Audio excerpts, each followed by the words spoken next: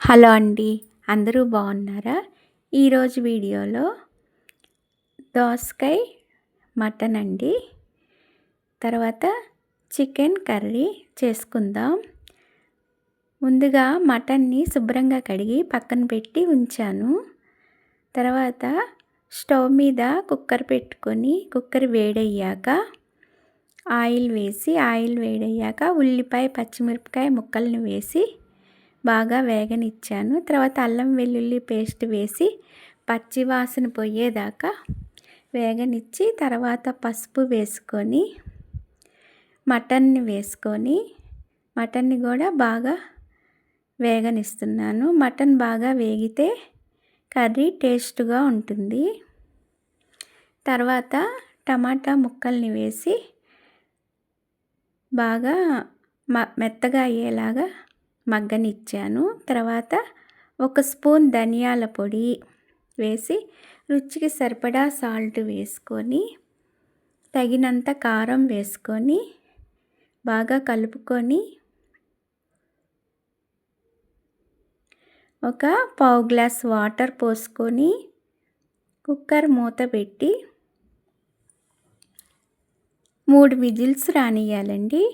Mutton లేతగానే ఉంది, అందుకని 3 whistles రానిస్తే mutton మగ్గిపోతుంది. ఈలోపు దోసకాయని కట్ చేసి పక్కన పెట్టుకున్నాను. మటన్ మగ్గిపోయింది.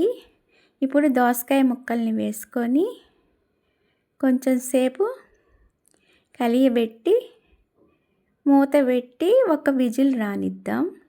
కొంచెం కొత్తిమీర కూడా వేసుకొని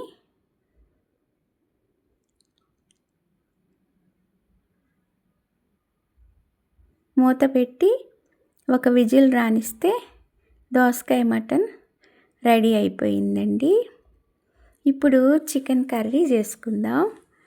స్టవ్ మీద ఒక ప్యాన్ పెట్టుకొని ప్యాన్ వేడయ్యాక ఆయిల్ వేడయ్యాక చెక్క, లవంగం, 2 యాలకులు వేసుకొని వేగనిచ్చి తర్వాత ఉల్లిపాయ, పచ్చిమిర్చి ముక్కల్ని కూడా బాగా వేగనివ్వాలి.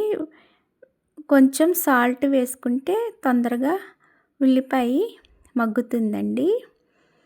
చికెన్ని ముందుగానే అరగంట ముందు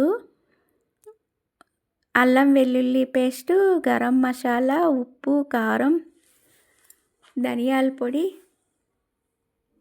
పసుపు, కొంచెం పెరుగు వేసి కలిపి పక్కన పెట్టానండి. ఇప్పుడు టమాటా వేసి మూత పెట్టి కొంచెం సేపు మగ్గనియ్యాలి. టమాటా కూడా మగ్గిపోయింది.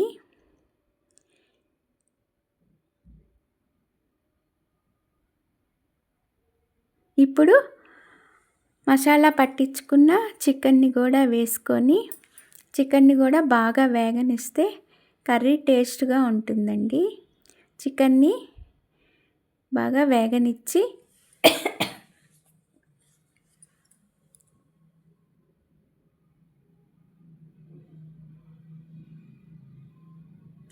మూత పెట్టి కొంచెం సేపు మగ్గనిద్దాం. చికెన్ బాగా వేగిపోయిందండి.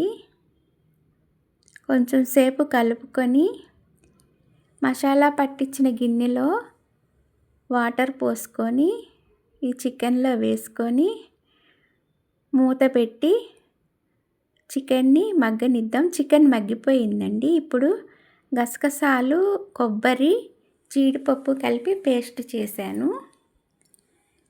ఈ పేస్ట్ని ఈ ఉడికిన చికెన్ కర్రీలో వేసుకొని ఒక 10 నిమిషాలు పచ్చివాసన పోయేదాకా మగ్గనిస్తే చికెన్ కర్రీ రెడీ అయిపోయిందండి. వీడియో నచ్చితే లైక్ చేయండి.